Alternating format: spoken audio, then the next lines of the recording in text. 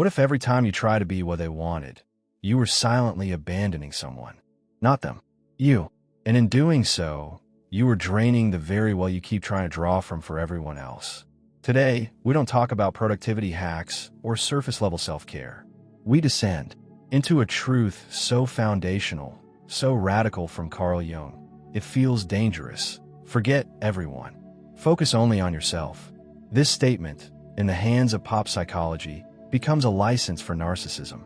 But in the hands of Carl Jung, it is something else entirely. It is a map for the most perilous and most essential journey a human can ever take, the journey inward, to the truth within. It is not a rejection of the world, but the only way to truly meet it, to heal our pervasive emptiness, our aching disconnection. We must first understand what Jung truly meant.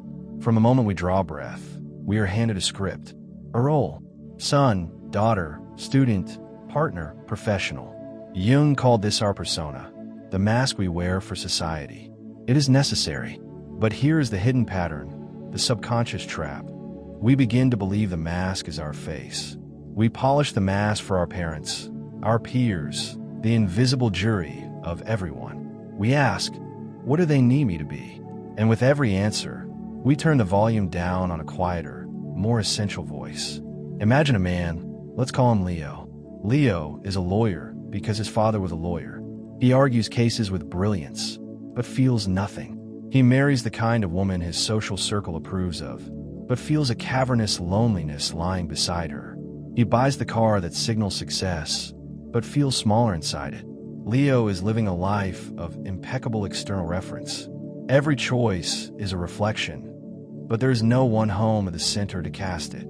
He is a constellation of other people's expectations, and his own inner sky is dark. This is the genesis of the modern emptiness. When you focus on everyone but yourself, you do not become a saint. You become a half-person, and a half-person, Jung warns, is a danger to themselves and to others. Why? Because the parts of you that you deny, repress, and hide, your anger, your wildness, your unconventional dreams, your so-called weakness, do not vanish. They coalesce. They form your shadow. Your shadow is not evil. It is banished life, and banished life always seeks expression. It leaks out in sudden bursts of irrational anger at a loved one, in passive-aggressive comments, in self-sabotage the night before a big opportunity, in chronic illness and unexplained fatigue. You are not being punished. Your psyche is sending you a desperate telegram. You are leaving a part of yourself behind. Forget everyone is the first step in ending this civil war within. It means turning your attention, your curiosity, your compassion inward, not to inflate your ego, but to meet your shadow, to say, you too have a place here. I know the fear this stirs. If I focus on myself, I will become selfish.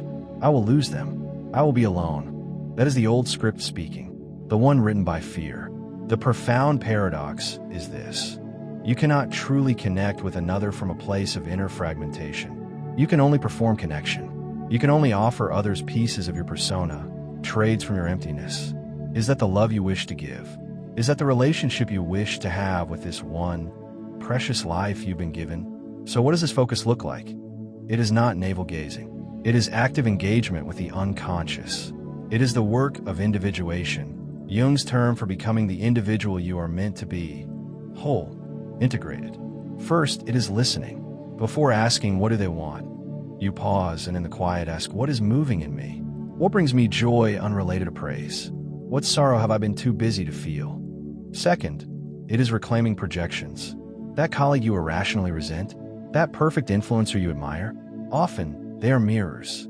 They hold a disowned part of you, your own ambition, your own laziness, your own freedom. Forget everyone means withdrawing these projections, taking back the energy, and asking, what does this say about a part of me I have not acknowledged?